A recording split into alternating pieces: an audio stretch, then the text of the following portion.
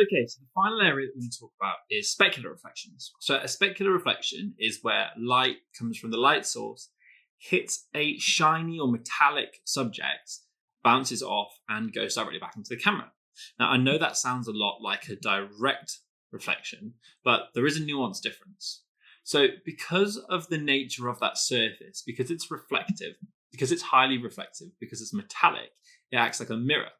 Now, as a result, very little of the light is actually absorbed by the subject. Now, what happens is the light that's traveling from the light source travels in a straight line, hits the subject, travels in a straight line to the camera. We don't lose any of the intensity of the light.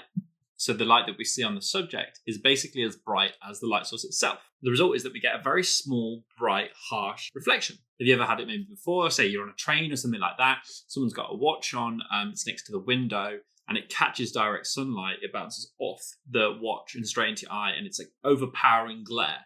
Now that is a specular reflection. So where it's common is where any glassware, metallic surfaces, potentially glossy packaging, or liquids or oils. So how do we stop a specular reflection if we don't want it? Well, it's the same as a direct reflection. In order to get rid of the specular reflection, we need to massively diffuse that light source. So we have to running it through very thick layers of diffusion material or several different layers spread apart, and that'll scatter the light. But even then, we might still get a specular reflection because some light is bound to travel in a straight line through those diffusion sheets, absorb somewhat, and then still bounce off in a direct, perfect straight line from the metallic point on our subject. So then the alternative, as I discussed before with the direct reflections, is to entirely block out with a black flag the light in between the light source and the subject, and then use indirect reflections to illuminate the subject. Another option is if we just move the light around so it's outside the family of angles, that'll stop us from getting a specular highlight. Or then the final one, which I would recommend actually, is to embrace the specular highlight. If you put it in a flattering position, it makes the image feel very natural because we're quite used to seeing specular highlights. It lets us know where the light's coming from and it feels very natural. It's become quite popular in contemporary imagery for this reason.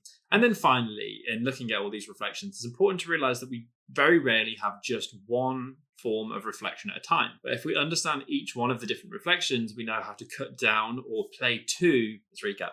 Understanding how light interacts with different surfaces is essential. Reflections occur where light bounces off the subject and into the camera. The family of angles helps us understand the way in which that light reflection occurs. If the camera exists within the family of angles, we're likely to get a direct reflection. If the camera exists outside of the family angles, it will prevent the direct reflection. A direct reflection is where light comes from the light source, bounces off the subject and goes straight into the camera, often leaving hot spots and bright highlights. It's most common with shiny surfaces. The shinier or glossier the surface, the more intense the direct reflection. Indirect reflection is where light bounces off a secondary surface, then the subject, and then into the camera. These reflections have much lower in contrast. They have a lower tonal range. They tend to be much softer. They're great for creating illumination without creating glare, which we otherwise would get with a direct reflection. Then there's the diffuse reflection.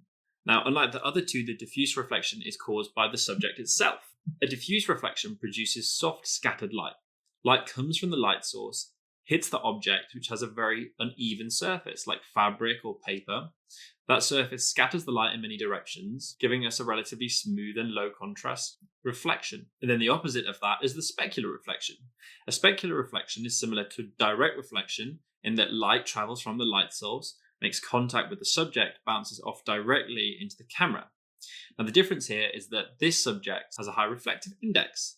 That means it doesn't absorb a lot of light. As a result, what happens is we get a very, very sharp, small glare in the image. The light intensity is almost the same as it reaches the camera as it was when it left the light. This is because the light has been traveling in a perfectly straight line, hits the subject without being absorbed, and reflects directly into the camera. We can control this reflection by diffusion, or placing a black flag in between our subject and the light source, and illuminating our subject with secondary indirect lighting.